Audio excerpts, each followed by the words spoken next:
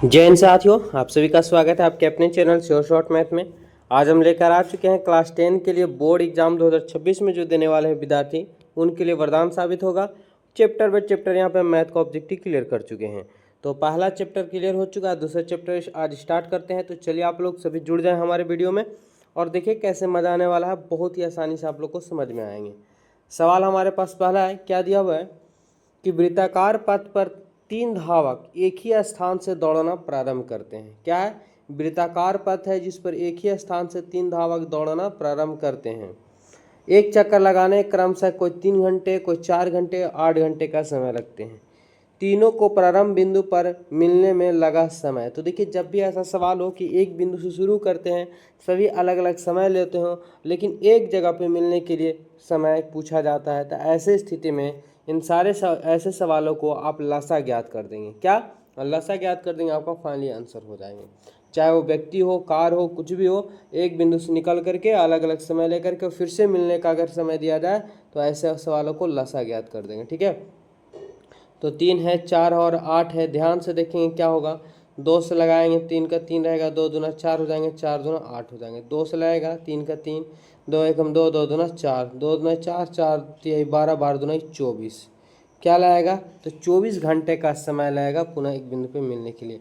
Option की बात करें, ऑप्शन यहाँ पे डी करेक्ट आंसर हो जाएंगे। तो ऐसा सवाल आप आराम से बना सकते हैं। अगला क्वेश्चन है, सेम टू सेम क्वेश्चन हो और ये क्वेश्चन पूछा गया है, इसके पहले भी 2014 में पूछा गया थे, भी क्वेश्चन पूछा गया है।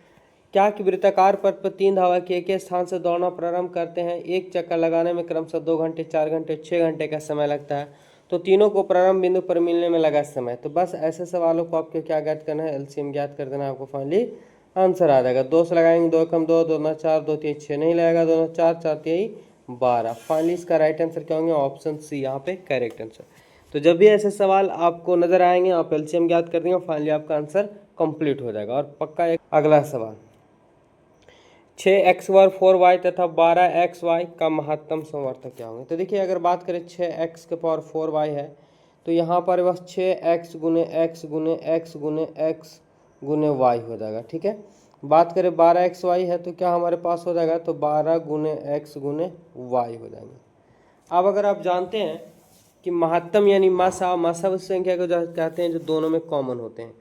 तो अगर 12 को लिख सकते हैं 6 गुने 2 या 2 गुने 6 लिखेंगे तो यहाँ पे हमारे पास 6 दोनों मिल जाएंगे, तो 6 हो जाएगा मासा। साथ में इसमें x है, इसमें भी x है। अच्छा, और भी नीचे में x नहीं है तो एक x दोनों मैच कर गया, दोनों में एक एक y मैच कर गया तो y, यानी क्या हो जाएंगे? 6xy इसका राइट आंसर हो जाएंगे। 6xy इसका राइट आंसर जो ऑप्शन डी हो जाएंगे। यानी ऐसा संख्या लेना है कि जो दोनों से विभाज्य हो जाता है, वही मासा कहलाता है। तो 6 से 6 भी कट जाएगा, 6 से 12, यानी 6 दोनों में कॉमन हो जाएंगे। इसमें x है, इसमें 4 है, लेकिन दोनों में x कम से कम जरूर मिलेंगे।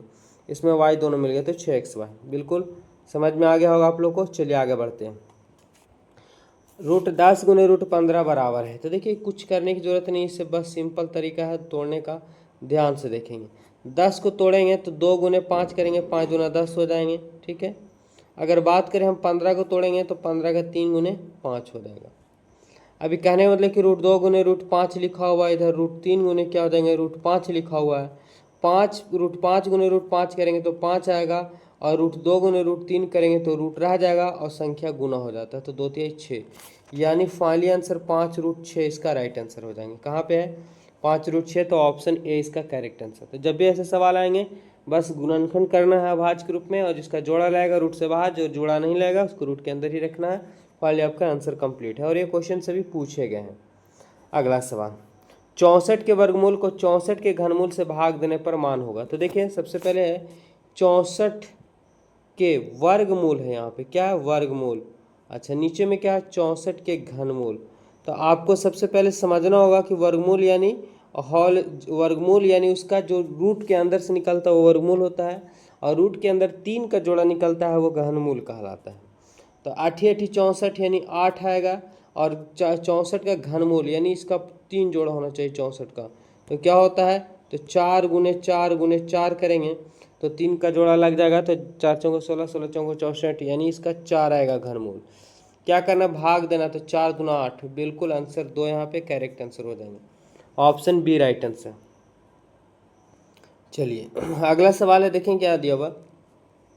दो संख्याएं ए और 18 का लसा 36 तथा मसा 2 हो तो ए का मान क्या होगा। तो सभी को जानते हैं कि लसा गुने क्या होता है, मसा। लसा गुने मसा बराबर क्या होता है, दी गई संख्या का गुणनफल यानी ए गुने बी होता है। लसा हमें दिया हुआ 36, मसा दिया हुआ 2। अच्छा, ए का मान हमारे पास नहीं दिया लेकिन बी का मान हमारे पास 18। 18 दूना 36 हो जाएंगे और 2 गुने 2 करेंगे तो 4 बराबर ए, यानी ए का मान 4 हो जाएगा। तो बिल्कुल इस फॉर्मूला को आप लोग याद रखेंगे कि लसा गुने मसा बराबर होता है दी गई संख्याओं का गुणनफल यानी ए गुने बी होता है।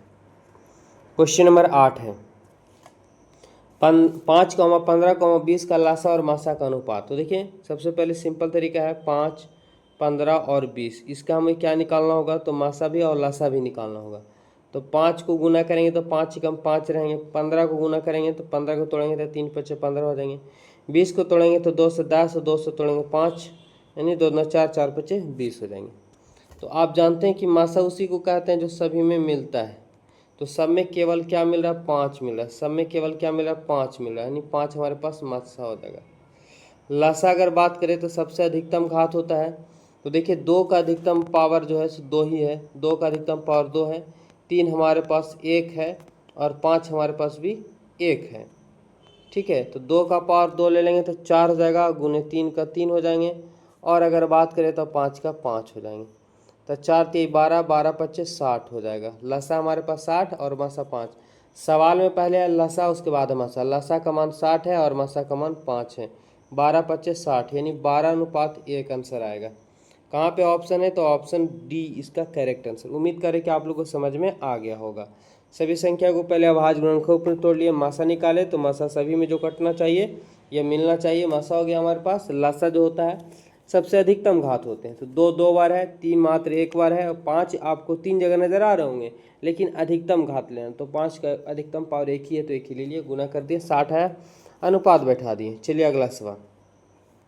सबसे छोटी अभाज्य, सबसे छोटी अभाज्य संख्या 2 होती है, गुण है ना। और सबसे छोटी भाज्य, सबसे छोटी भाज्य संख्या जो आता है याद रखेंगे 4 आता है। सबसे छोटी भाज्य संख्या क्या आता है, 4 आता है। भाज्य संख्या जिसको 2 या 2 से अधिक खंडों में बांटा जा सकता हो। ठीक है, तो सबसे छोटी अभाज्य संख्या 2 और सबसे छोटी भाज्य संख्या का गुणनफल पूछा है, तो 4 दूना क्या हो जाएंगे 8। ऑप्शन की बात करें, ऑप्शन यहाँ पे सी करेक्ट आंसर हो जाएंगे। चलिए अगला सवाल है 10 नंबर सवाल। क्या दिया होगा कि निम्नलिखित में से कौन सी अभाज्य संख्या है। तो सभी को पता होगा कि अभाज्य संख्या वही संख्या होती है जो केवल एक से और खुद से कटती है, इसके अलावा किसी से भी नहीं कटती है। तो चलिए ऑप्शन बारी बारी से देख ले। 15, 3 5 15 कट जाएगा, 8 दूना 16 कट जाएगा, 5 25 कट जाएगा, लेकिन 29 किसी से भी नहीं कटने वाला है, केवल 29 और 1 से, इसके अलावा किसी से भी नहीं कटेगा, इसलिए अभाज्य संख्या आता है और यहाँ पे यही राइट आंसर हो जाएंगे। अभी तक हमारे चैनल से नहीं जुड़े आप लोग तो चैनल को जरूर सब्सक्राइब कर लीजिए। एवरीडे आपको क्लास देखने को मिलेंगे। मैथ का चैप्टर बाय चैप्टर पूरा कंप्लीट होगा, साथ ही साथ साइंस का chapter by chapter, social science और हिंदी का ऑब्जेक्टिव क्लियर होने वाले हैं। यानी हमारे चैनल से अगर आप जुड़ते हैं तो ऑब्जेक्टिव का आपका टेंशन खत्म हो जाएगा। किसी पूर्णांक m के लिए सम पूर्णांक। तो देखिए क्वेश्चन कल ही हम करवा चुके थे। सम पूर्णांक जब भी होता है तो 2m के रूप में होता है या 2x के रूप में होता है। जब भी लेंगे तो 2 से ही लेंगे, ठीक है, 2 का गुणांक ही होता है। तो 2m का 2m, अगर आप लास्ट में 0 हो, या 2m प्लस लास्ट में 2 हो, या 2m प्लस लास्ट में 4 हो, या प्लस 6 हो, 8 हो, ठीक है, इस रूप में अगर पाया जाता है तो सम पूर्णांक पाए जाते हैं। इसके अलावा अगर 1 3 5 7 हो तो विषम पूर्णांक में पाए जाते हैं। तो देखें पहला तो ऑप्शन नहीं होगा क्योंकि m है, हमें 2m के रूप में चाहिए तभी सम पूर्णांक आएगा, क्योंकि सम संख्या 2 से ही शुरू होते हैं। ठीक है, या आप प्लस में क्या दिया 1 दिया हुआ तो हमारे पास ये विषम पूर्णांक है, हमें सम पूर्णांक चाहिए। माइनस में दिया हुआ विषम पूर्णांक है, हमें ऑप्शन यहाँ पे सी करेक्ट आंसर हो जाएंगे, क्योंकि प्लस में हो सकता है 0 हो, ठीक है, तो 0 लिखा भी जा सकता है, ना भी कोई फर्क नहीं पड़ेंगे। चलिए अगला सवाल। 2, 10, 20 के लसा और मसा का अनुपात क्या होगा। तो ऐसे सवाल अभी हम आप लोग बीच में क्लियर किए थे, और आप लोग जरा देखिए फटाफट से कैसे होगा। 2 को तोड़ेंगे तो सिर्फ 2 ही गुणनखंड रहेंगे, 2 को तोड़ेंगे तो 5 गुने 10 होगा, 20 को तोड़ेंगे तो 2 गुने 5 हो जाएगा। ठीक है, मासा बताएं आप लोग कितना आएगा। तो मासा देख रहे हैं कि सिर्फ 2 सभी मिलेंगे तो 2 हो जाएगा। अगर हम बात करें लसा का, तो लसा क्या होने वाले हैं, तो अधिकतम घात। तो 2 का अधिक से अधिक पावर क्या हमारे पास 2 है, 5 जो है से मात्र एक ही बार है, तो 5 का 1, तो 2 दूना 4 और 4 गुने 5, 4 बचे 20 हो जाएंगे। क्या पूछा हमसे लसा, तो लसा पहले हमारे पास 20 है और फिर मासा, मासा हमारे पास 2 है, काटेंगे 10 दूना 20, यानी 10:1 इसका राइट आंसर होगा। कहाँ पे ऑप्शन है, तो ऑप्शन कहेंगे सर बी इसका करेक्ट आंसर हो जाएंगे। वीडियो अच्छा लग रहा तो हमारे चैनल को जरूर सब्सक्राइब कीजिए, वीडियो को लाइक कीजिए। अगला 96 का अभाज्य गुणनखंड क्या होगा। ठीक है, जब भी कोई संख्या को तोड़ेंगे तो आपको अभाज्य गुणनखंड के रूप में टूटेंगे। ठीक है, तो आज से घबराना नहीं है, बस आपको तोड़ देने हैं। 200 तोड़ेंगे 48 दूना 96 होते हैं। 200 तोड़ेंगे 24 दूना 48, 200 तोड़ेंगे तो 12 दूना 24, 200 तोड़ेंगे तो 6 और 200 तोड़ेंगे तो 3 आएगा। 2 कितने बार आए, 1 बार, 2 बार, 3 बार, 4 बार और 5 बार, यानी 2 के पावर 5 हो जाएगा। 3 मात्र कितना बार आए, 1 बार, यानी 2 के पावर 5 और 3 के पावर 1। कहाँ पे ऑप्शन है, ऑप्शन इसका सी करेक्ट आंसर हो जाएंगे। ठीक है, बहुत ही आसान, ऐसे सवाल आपको पक्का देखने को मिलेंगे ही मिलेंगे बोर्ड एग्जाम में। 5005 के अभाज्य गुणनखंड हैं। कितने अभाज्य गुणनखंड है, चलिए इसको हम लोग देख लेते हैं बना करके। ये सवाल पहले भी हम एक क्वेश्चन क्लियर करवा चुके हैं। देखिए 3 से तो कटने वाला नहीं, क्योंकि पूरा जोड़ने से 5 और 5 10 आते हैं। तो 5 से काटेंगे, तो 5 से काटेंगे अगर हम, तो 5 एकम 5, 0 0 5 एकम 5। आप 5 से कटेगा नहीं, क्योंकि लास्ट में 5 से कटने के लिए या तो 0 या तो 5 होना चाहिए। यहाँ पे हम 7 से देख लेते हैं। चलिए भागा डायरेक्ट लगाते हैं। 7 एकम 7, 3 बचेगा, 0 हो जाएगा। 7 चौं 28, 2 बचेगा, 7 तिया 21। बिल्कुल आप काट सकते हैं। 7 से अगर देखेंगे 7 दूनी 14, 3 से बच जाएगा, नहीं हो गया यहाँ पे, तो कितना से लगेगा, तो 7 के बाद क्या होता है 11 से लगाएंगे। अगर 11 लगाएं तो 11 एकम 11, 3 बचेगा और पीछे से 3 है, 33 हो जाएगा। 11 तिया 33, यानी अभाज्य गुणनखंड हमारा टूट गया। फिर इसके बाद 13 अभाज्य संख्या, इसलिए 13 किसी से भी कटने वाले नहीं है। तो कितने गुणनखंड हुए, 1 2 3 और 1 4। राइट आंसर की बात करें, ऑप्शन यहाँ पे क्या होंगे, तो बी करेक्ट आंसर हो जाएगा। है ना आसान, बस जब तक नहीं समझ में आता तब तक ही हार्ड लगते हैं, बाकी आसान है। 2 लगातार संख्याओं का मासा क्या होगा। 2 लगातार, जैसे अगर आप 8 लेते हैं तो अगली संख्या 9 आएगा। अगर आप मान लेते हैं 16 लेते हैं तो अगली संख्या हमारे पास 17 आएगा। अगर आप 21 लेते हैं तो अगली संख्या 22 आएगा। तो 8 9 से कोई कनेक्शन नहीं है, नहीं कट पाएंगे, कोई एक दूसरे से नहीं कटेगा। तो मात्र कितना से कटेगा, 1 से 8 कटेगा और 1 से 9 भी कटेगा, यानी मासा हमारे पास दोनों में कॉमन होंगे, वही मासा होता है। जैसे अगर पहली संख्या हम 2 लेते हैं, दूसरी संख्या 3 होगा, तो 2 गुने 1 लिख सकते हैं, 3 गुने भी 1 लिख सकते हैं। दोनों में 1 1 मिल जाएंगे, यही हमारे पास मासा बन जाता है। राइट आंसर हो जाएंगे ऑप्शन बी। ठीक है, तो इस वीडियो में मात्र 15 क्वेश्चन रहने देते हैं। अगला वीडियो लेके आएंगे, उसमें जितने सवाल हैं पूरा का पूरा क्लियर हो जाएंगे और चैप्टर बाय चैप्टर क्लियर होंगे। तो हमारे चैनल से आप लोग जरूर जुड़िए। धन्यवाद, जय हिंद।